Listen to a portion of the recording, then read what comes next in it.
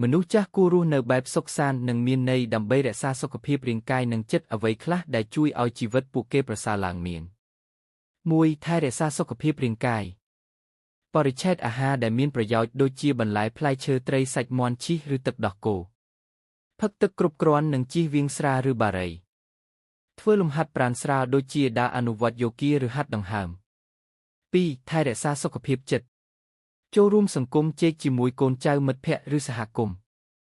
មានចំណង់ចំណូលចិត្ត hobby ដូចជាអានសៀវភៅដាំផ្កាចម្ការតូចឬសិល្បៈសិក្សាអ្វីថ្មីដើម្បីបន្តអារម្មណ៍ថាមានតម្លៃ 3. មានបរិយាកាសល្អ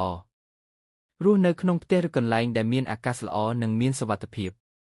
មានមនុស្សនៅជិតដែលអាចជួយពេលមានបញ្ហាឬចាំបាច់ 4. ថែរក្សាអារម្មណ៍វិជ្ជមានទទួលស្គាល់អាយុនិងរីករាយជាមួយអ្វីដែលមានប្រើពេលសម្រាប់ការថ្វាយព្រះឬធ្វើបុណ្យសប្បុរសដើម្បីកាន់តែមានសន្តិភាពក្នុងចិត្ត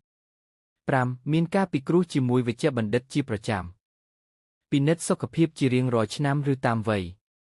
តាមដានជំងឺប្រចាំដូចជាលើសឈាមទឹកនោមផ្អែមឬបេះដូងសរុបមកមនុស្សចាស់គួររស់ដោយមានសុខភាពល្អចិត្តស្ងប់ស្រង់មានសង្គមនិងមានន័យក្នុងជីវិត